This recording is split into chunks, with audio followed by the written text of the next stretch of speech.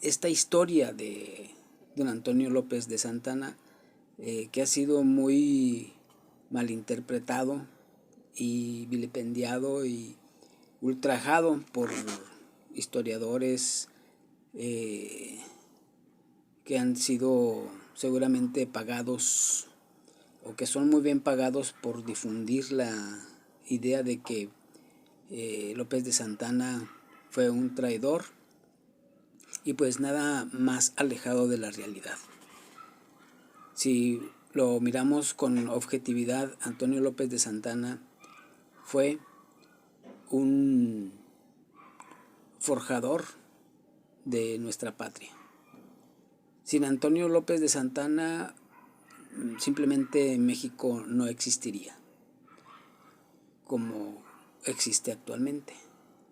Tal vez seríamos hasta una colonia más de España o de los Estados Unidos o de Francia o de cualquier potencia. Y sin embargo, Antonio López de Santa Anna fue un artífice fundamental para concretar la independencia de México. Sin él no se entiende lo que ahora somos. La independencia de México no hubiera sido posible sin él. Y bueno, vamos a conocer, ¿saben ustedes cómo fue que después de que Santa Anna, después de estar en el ejército de la corona española, de poseer títulos militares, teniente coronel, o sea, cómo de haber sido un importante personaje del gobierno español, del reino de la Nueva España, de lo que se conocía como México, lo que se conocía como el reino de la Nueva España, cómo participó, cómo se dejó todos esos privilegios Antonio López de Santa Anna. Todo eso lo desechó, lo tiró, todo por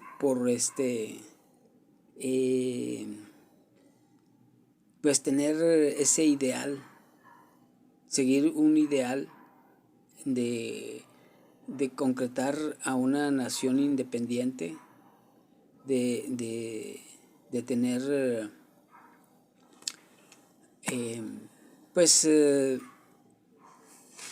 como un ideal en que México, un ideal tal vez no comprendido en la actualidad, pero que en su momento era una idea, un ideal que rondaba la cabeza de López de Santa Anna y de muchos otros nacidos en México, mestizos, criollos, que pues ya no eran hijos directos de españoles, sino que se había hecho un mestizaje tal de que se había creado el hombre mexicano. O sea, ya los españoles eran un número reducido, españoles pues nacidos en España y que gobernaban en México, que solamente ellos podrían gobernar porque esa era la política en ese momento, de que solamente los españoles podían gobernar la Nueva España y los mestizos, los criollos, no podían acceder al gobierno, a gobernar, a ser gobernantes de México, de la Nueva España. Y bueno, aquí vamos a contar ahora la historia de cómo Antonio López de Santana fue seducido también por Guadalupe Victoria en primer lugar. Cómo Guadalupe Victoria encendió la llama del patriotismo en Santana, cómo influyó Guadalupe Victoria, el primer presidente de México, cómo influyó en Antonio López de Santana para que se pasara a las fuerzas insurgentes, a la defensa de la nación mexicana. Esto pues muy poco se sabe de cómo, o sea, la influencia que tuvo, a pesar de que fueron enemigos en combate, porque López de Santana combatía a favor de los españoles y Guadalupe Victoria a favor de los insurgentes que buscaban la independencia de México. Que buscaban en ese entonces, porque no se llamaba México, sino se llamaba la Nueva España, buscaban la independencia de la Nueva España del Imperio español. Un continente en el que se constituía pues en la que se forjaba esta nación, la Nueva España, que pues abarcaba lo que ahora es prácticamente el territorio de los Estados Unidos. Pertenecía a la Nueva España y llegaba hasta Guatemala, Honduras, El Salvador, Cuba. Todo eso constituía la Nueva España. Y bueno, o sea, lo que aquí vamos a abordar es el caso de cómo Antonio López de Santana, teniendo todos los privilegios de un militar de alto rango, como es un teniente coronel, se pasó a las fuerzas insurgentes, pues los insurgentes que en realidad estaban en la zozobra y no se sabía si realmente iban a triunfar. Ese fue un momento en el que Santana tuvo que abandonar todos sus privilegios de coronel, de teniente coronel español, o al servicio al servicio de la corona española, del Imperio español, dejarlo todo y a pasarse a las fuerzas insurgentes, que en realidad no tenían nada porque no contaban, no contaban con armamento ni con no eran como la corona española, que su ejército ya era un ejército profesional, con remuneraciones y con ascensos militares. Y el caso de López de Santana es un ejemplo de esto, en el que un mestizo llegó a ser teniente coronel del ejército español. Todo esto lo abandonó López de Santana, y porque tenía una carrera promisoria pudo haber llegado hasta más, siendo militar de la corona española. Pudo haber luchado a favor de la corona española y con su talento militar pues la historia de México pudo haber sido otra. Tal vez pudimos haber sido un imperio independiente de España, pero al fin de cuentas un imperio en el que López de Santana habría sido un actor fundamental de este nuevo imperio. No fue así, porque Antonio López de Santana se pasó a luchar por la independencia de México.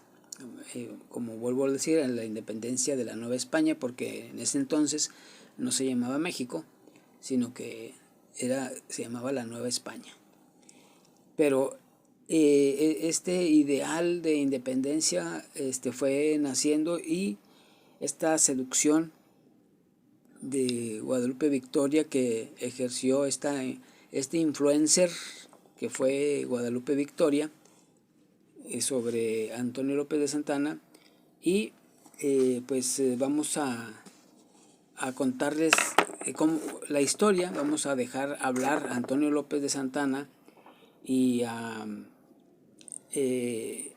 Guadalupe Victoria, principalmente que nos cuente Antonio López de Santana cómo fue esa seducción de Guadalupe Victoria sobre él, que él nos diga, que nos cuente cómo fue la historia, cómo fue seducido todavía, o sea, por esa idea naciente que tenía Santana y que le rondaba la cabeza de la independencia de la Nueva España, de ser una nación independiente y forjar una nación independiente.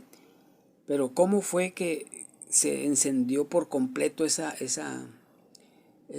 ideal, ese ideal en López de Santana, que lo hizo abandonarlo todo.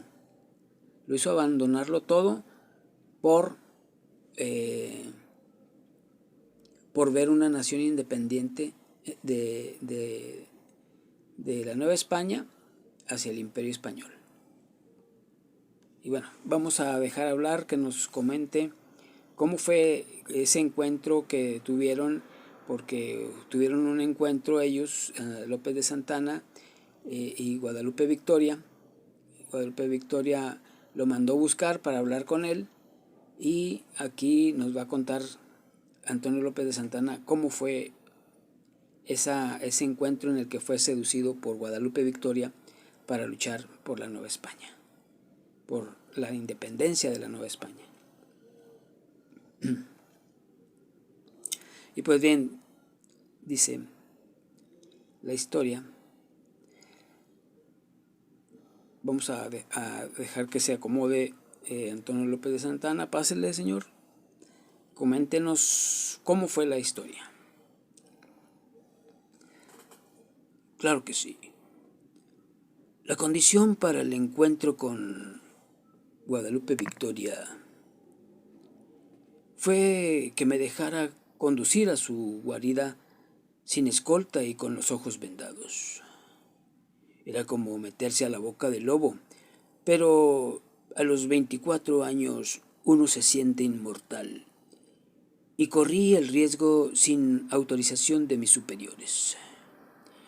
Cumpliendo lo convenido, me encontré con los hombres de Victoria en un trapiche abandonado, a medio camino entre San Diego y Paso de Ovejas. Recorrimos 5 leguas por el abrupto sendero, cerrado en algunos trechos por el crecimiento de la maleza, que mis custodios abrían a machetazos. Por el canto de los papagayos y el roce de las higueras deduje que estábamos cerca del río Jamapa. Ascendimos una empinada cuesta, vadeamos un riachuelo y nos internamos en un bosque de pinos donde el clima era más templado. La insolencia de mis escoltas, que me trataban de tú y soltaban majaderías cuando les pedía bajarme del caballo para descargar la vejiga, me hizo temer una traición premeditada. ¿Y si Victoria los hubiera enviado para ejecutarme? No dejé de recelar hasta que me quitaron la venda de los ojos. En un sombrío paraje donde las copas de los árboles formaban una bóveda impenetrable, el capitán de la escolta me llevó del brazo hasta la entrada de una cueva disimulada con arbustos y carrizos. «Espere ahí, ahorita viene el jefe». Momentos después salió rengueando de la caverna un hombre de mediana estatura, carilargo y ojeroso, que llevaba una casaca deshilachada y un gran escapulario en el pecho. Debía tener 30 años cuando mucho, pero su adusto semblante y la barba de ermitaño le duplicaban la edad. Al acercarme para saludarlo, noté que le faltaba la oreja derecha y recordé las leyendas que circulaban sobre su ataque de epilepsia. Tal vez la monstruosidad fuera condición necesaria para el heroísmo. Solo un ser enfermizo y deforme como Guadalupe Victoria podía librar desde su cubil una lucha solitaria contra el imperio español. Bienvenido a su humilde casa, me dijo. Usted es el primer realista vivo que llega hasta acá. Hasta que por fin nos vemos las caras. Ya empezaba a dudar de su existencia, don Guadalupe. Victoria solo me tendió la mano, pero yo le di un abrazo efusivo para refrendarle la nobleza de mis intenciones. Pasamos al interior de la cueva, donde podía leer y escribir gracias a la luz que se filtraba por una hendidura de las rocas. Al fondo había 2 bujías encendidas que, según mi anfitrión, servían para ahuyentar a los murciélagos. Me sorprendió encontrar junto a su catre de campaña una espléndida mesa provista con cubiertos de plata, mantel largo y vajilla de porcelana. Esto es lo que me queda de mis tiempos de licenciado, me explicó Victoria. No me importa comer tasajo todos los días, siempre que me lo sirvan como Dios manda. La comida fue mejor de lo que podía esperarse en un lugar tan agreste. Sopa de huitlacoche, guisado de jabalí con berenjenas, camotes asados y una botella de vino Carlón. La charla, en cambio, cayó desde el principio en el terreno de las vaguedades, porque en vez de hablar sobre las condiciones para un armisticio, Guadalupe Victoria prefirió exponerme sus ideales políticos. La América septentrional, dijo, solo conocería un futuro venturoso cuando lograra liberarse del yugo español. La Nueva España lo tiene todo para ser una república próspera. Minerales en abundancia, bosques de maderas preciosas, suelos fértiles, un pueblo trabajador y una extensión territorial que ya quisieran las principales potencias de Europa. Solo que en vez de explorar muchas riquezas en beneficio propio, debíamos pagarle tributo a una caterva de zorros engolillados.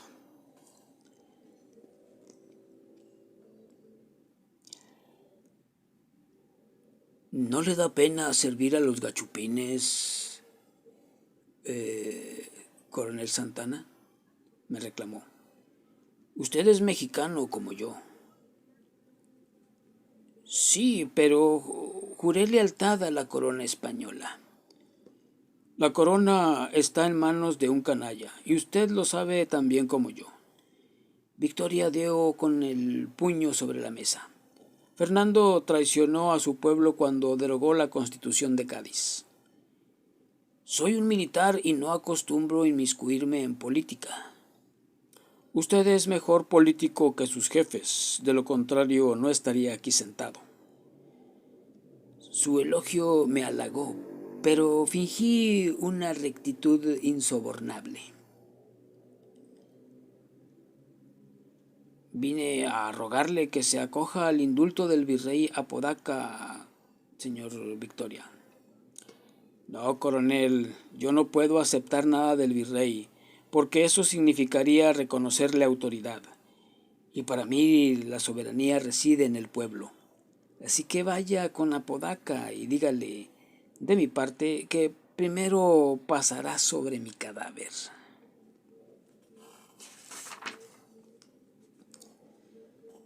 Cuando Iturbide se alió con Vicente Guerrero, y el levantamiento cundió por todo el reino, comprendí que mi destino era unirme al ejército trigarante, al ejército de los insurgentes por la independencia de la Nueva España. Mi duda era cómo y cuándo. En el ejército realista, para bien o para mal, gozaba de influencia y prestigio, mientras que los insurgentes no daban señales de reconocer mi valía. El virrey Apodaca se carteaba conmigo, mientras que Iturbide fingía ignorar mi existencia. Si esperé hasta el último instante para unirme a sus fuerzas, no fue por falta de patriotismo, como un propelado mis enemigos, sino para revertir el menosprecio del que era víctima y hacer valer mis méritos de soldado. Enviado a Orizaba con 200 granaderos, preparaba la defensa de la ciudad fortificada en el convento del Carmen cuando se presentó el antiguo soldado de la Independencia, José Miranda, y en tono altanero me reclamó la entrega de la villa, poniendo como condición para no atacarla nuestra adhesión inmediata al plan de Iguala.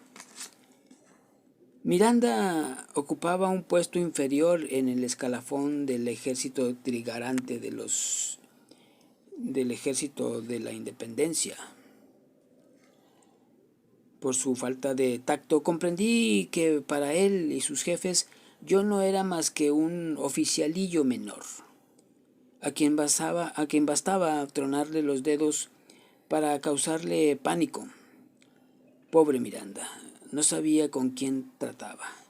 Fingí interés en su oferta, le pedí 48 horas para consultarla con mis superiores. Esa misma noche ordené la salida sigilosa de mis tropas y caí sobre el enemigo en las afueras de la ciudad. Los soldados de Miranda tenían el sueño pesado y los pasamos a cuchilla sin darles tiempo de pestañear.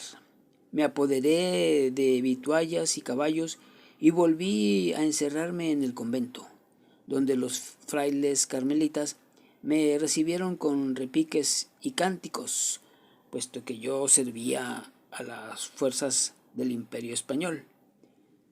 Al día siguiente hubo un banquete en mi honor. En mitad de la suculenta comida recibí un mensaje del coronel José Joaquín Herrera, el brazo derecho de Iturbide, que había llegado a Orizaba y me pedía una entrevista. Su presentación fue mucho más respetuosa que la de Miranda, y hasta se dignó a elogiar mi bravura. Tenía 2000 hombres dispuestos a tomar la plaza, me dijo, pero quería evitar un pleito entre hermanos. El ejército libertador necesitaba comandantes jóvenes y valientes que conocieran bien la provincia.